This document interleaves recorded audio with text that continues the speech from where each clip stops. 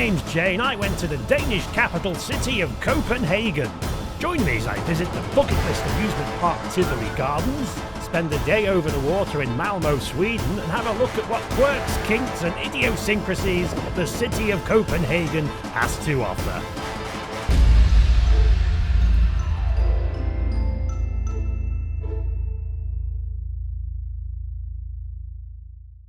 After grabbing the train down to Manchester Airport, we grabbed a quick bite to eat and then hightailed it down to our private jet.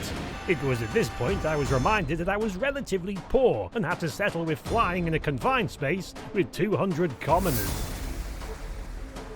90-ish minutes later, we touched down in the land of pastries and Lego and immediately jumped transportation modules onto the land tube, or train. This train took 15 comfortable minutes to take us into the heart of Copenhagen, where we were forced to make use of legs to take us the remaining 600 yards to our hotel. The Square Hotel was located a Lego brick's throw from Tivoli Gardens. It sported rooms that you hired for a set number of days in order to give its user a base of operations and sausages. The room was a good size, the bed was big and comfy, although we did need extra pillows as the ones we had deflated like an unplugged bouncy castle. The bathroom allowed us to clean ourselves and defecate over a heated tile floor. Breakfast was a smorgasbord of food options. None of these options being the Danish smorgasbord, but what was there was high-quality meats, cheeses, pastries, and an aesthetically pleasing place to eat it. Overall, a solid hotel. After expanding our bodies with carbs and calories, we set off into Tivoli Gardens, the, between 2nd and 5th, depending on who you ask, oldest amusement park still in operation. And it was a wonder to behold, especially during its Halloween celebrations. I thought it would be a good idea after a hearty breakfast to start my day on TikTok. A highly intensive flat ride which, well, does this. Next came Balloonhagen, a charming Ferris wheel which turns immediately into a water ride the moment we were trapped inside its unsheltered basket.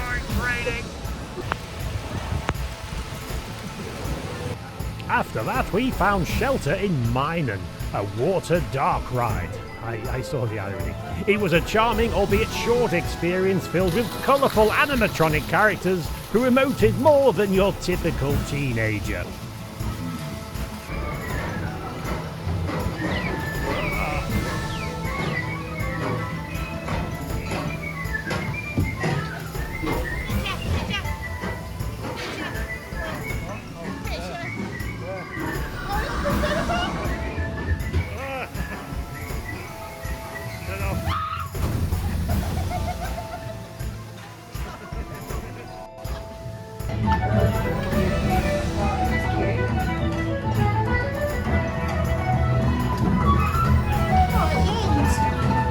And after that, we had our first roller coaster cred of the day.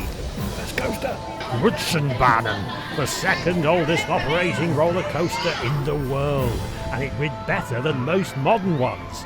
It was a masterpiece of old school engineering which sported 6 drops, good laterals, pots of airtime, especially at the back, and even a dark scene and multiple dark sections. Oh, to be the on-board brake operator. Pretty building.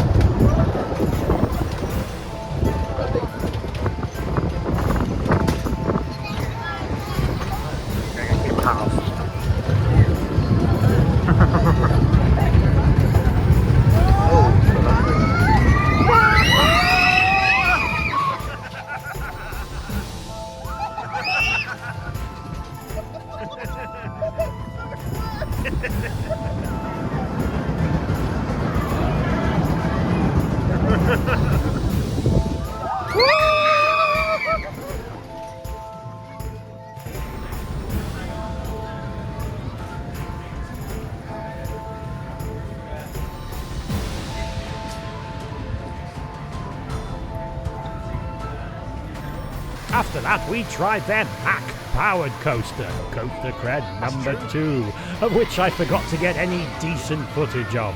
I can also not remember the name of it. Then we moved on to another charming dark ride, moving through the stories of Hans Christian Andersen in a flying toy chest. The chickens tell the owls, and the owls tell the doves, and the doves tell the bats. And so, the stories go on. A lovely butterfly helps Thumbelina sail away from Mother Toad and her ugly son. Many adventures lie ahead.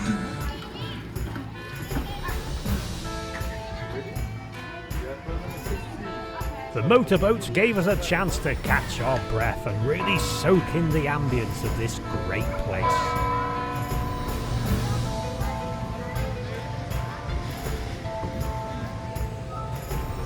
Then I went up a bloody great big tower which had amazing views of the city before crashing back down to earth. So then I went up another tower, this time in the guise of Fanta Morgana, a spinning flat ride where you can choose the relative safety of the inside car or the thrill of dangling outside it. And then came Coaster Cred number 3, Camelon, a monstrous behemoth of a... It was the kiddie coaster.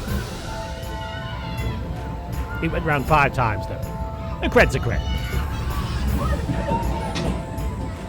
After that came Monsoon, a moderately thrilling up and downy thing. And then after that we continued around the beautiful grounds and completed our first loop of the place. It reminded me of Blackpool Pleasure Beach, but with more polish and less painful rides.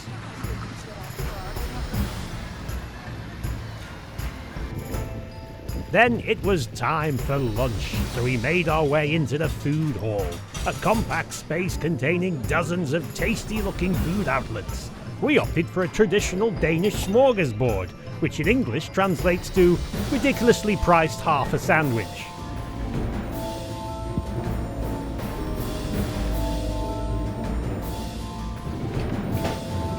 After lunch, we had a few re-rides on the old roller coaster before learning Demonen had finally opened.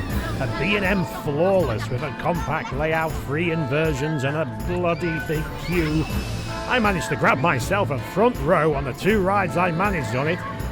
A decent ride, but too small to be a park's signature coaster. But a decent effort.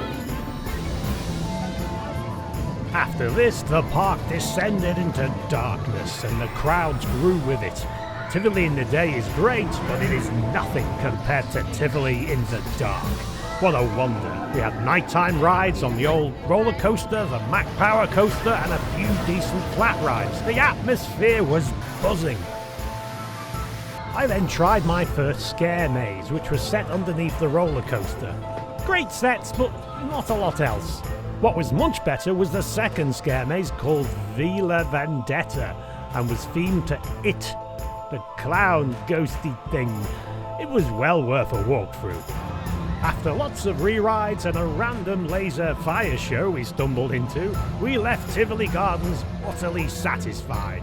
We grabbed a cheap Burger King, went back to the room, did some rate conversion maths, and then realised that I'd spent £38 on said Burger King. Join us next time as we travel over to Malmo, Sweden in hunt of culture and meatballs. See you then!